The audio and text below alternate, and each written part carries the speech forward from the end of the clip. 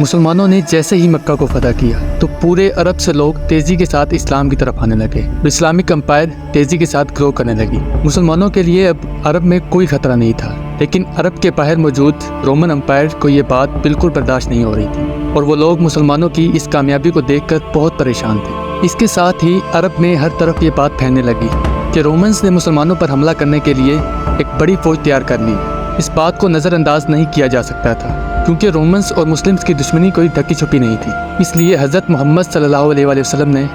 اپنی فوج کو تیاری کا حکم دے دیا۔ اس جنگ میں مسلمانوں کو شدید مشکلات کا سامنا تھا کیونکہ اس وقت پورے حجاز میں شدید قحط کا عالم تھا۔ مسلمانوں کے لشکر کی تعداد تو بہت زیادہ تھی، لیکن قحط کی وجہ سے مسلمانوں کے پاس کھانے پینے کی اشیاء اور سواریاں بہت کم تھیں، لیکن مسلمانوں نے اس جنگ کی تیاری میں اپنا بھرپور حصہ ڈالا اور یہاں تک کہ حضرت ابو بکر صدیق نے اپنے گھر کا سارا سامان جنگ کے لیے پیش کر دیا۔ حضرت عمر نے اپنے گھر کا آدھا سامان، جبکہ حضرت عثمان اور حضرت عبد الرحمن بن عوف نے جنگ کی تیاری کے لیے خصوصی تعاون کیا۔ حضرت محمد صلی اللہ علیہ وسلم 9 ہجری میں 30,000 کا لشکر لے کر تبوک کی طرف روانہ ہوئے اور تبوک کے مقام پر پہنچ کر لشکر کو پڑاؤ کا حکم دیا، لیکن دور دور تک رومن امپائر کے لشکر کا کوئی نام و نشان بھی نہیں تھا۔ ہوا کچھ یوں کہ جب رومیوں کے جاسوسوں نے انہیں خبر دی کہ مسلمان 30,000 کا لشکر لے کر تبوک کی طرف آ رہے ہیں تو ان کے دلوں میں مسلمانوں کا ڈر اور خوف بیٹھ گیا، جس کی وجہ سے وہ لوگ ہمت ہار گئے اور جنگ کے لیے اپنے گھروں سے باہر ہی نہ نکل سکے۔ مسلمان 20 دن تک تبوک کے مقام پر رومنز کا ویٹ کرتے رہے،